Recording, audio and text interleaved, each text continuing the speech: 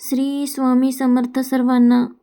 आज आपल्या नवीन एका व्हिडिओमध्ये तुमचं अगदी मनापासून स्वागत आहे. आज आपण पाहणार आहोत स्वामींचे काही उपाय. हे उपाय कशासाठी, कोणासाठी, कधी व कसे करायचे या सर्व प्रश्नांची उत्तरे या व्हिडिओमध्ये आहेत. व्हिडिओ स्किप न करता पूर्ण पहा आणि आवडल्यास लाईक करा आणि इतर भक्तांपर्यंत पोहोचवा. आज अनेक पालक एकच तक्रार करताना दिसतात. मुलगा ऐकत नाही, सांगितलेलं करीत नाही, अभ्यास टाळतो, हट्टीपणा करतो. जर तुम्हीही या समस्येतून जात असाल तर हा व्हिडिओ शेवटपर्यंत नक्की पहा, कारण आज आपण जाणून घेणार आहोत श्री स्वामी समर्थांनी सांगितलेला आध्यात्मिक आणि व्यावहारिक उपाय, जो मुलांच्या आयुष्यात सकारात्मक बदल घडवू शकतो. मुलगा न ऐकण्यामागचे अनेक कारणे असू शकतात. ती कारणे आपण थोडक्यात पाहूया. त्यातलं पहिलं कारण म्हणजे मोबाईल आणि स्क्रीन ॲडिक्शन. दुसरं कारण पालकांचा सततचा राग किंवा तुलना. तिसरं कारण मुलाला न समजून घेणे. चौथं कारण भीती, ताणतणाव किंवा दुर्लक्ष. अशा अनेक कारणांमुळे मुलं आपल्या पालकांचं ऐकत नाही. म्हणूनच श्री स्वामी समर्थ आपल्याला सांगतात, दोष मुलात नसतो, दिशा देण्यात चूक होते.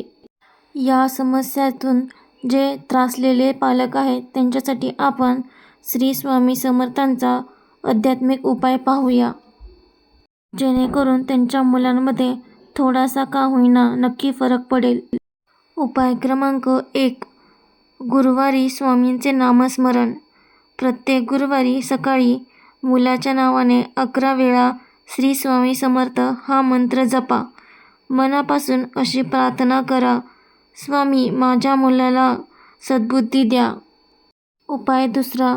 हा उपाय श्रद्धेने आणि विश्वासाने करा. हा सगळ्यात प्रभावशाली उपाय आहे. दिवा उपाय. गुरुवारी संध्याकाळी स्वामींच्या फोटोसमोर तुपाचा दिवा लावा आणि दिवा लावताना म्हणा, स्वामी माझ्या मुलाच्या मनातील हट्टीपणा दूर करा. हा उपाय सलग 11 गुरुवार करा. उपाय तिसरा. पाणी उपाय. रोज सकाळी 1 ग्लास पाण्याचा 3 वेळा श्री स्वामी समर्थ म्हणा आणि ते पाणी मुलाला पाजावे. मुलाला काहीही सांगू नका, फक्त श्रद्धेने करा. पालकांसाठी स्वामींचा संदेश. श्री स्वामी समर्थ स्पष्ट सांगतात, रागाने नाही, प्रेमाने समजवा. तुलना करू नका. मुलांचं ऐकून घ्या. त्यांच्यावर विश्वास ठेवा. जिथे प्रेम असते तिथे हट्टीपणा टिकत नाही.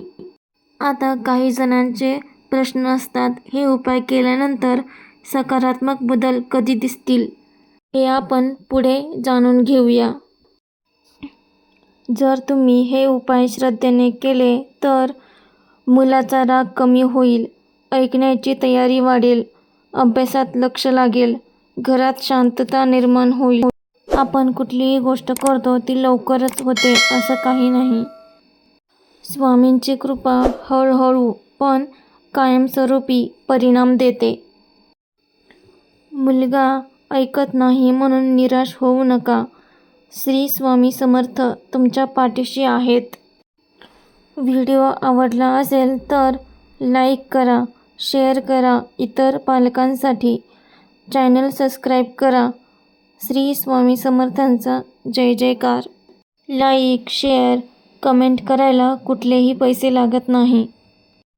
श्री स्वामी समर्थांसाठी व्हिडिओला एक कमेंट नक्की करा. श्री स्वामी समर्थ. भेटूया पुढच्या व्हिडिओमध्ये.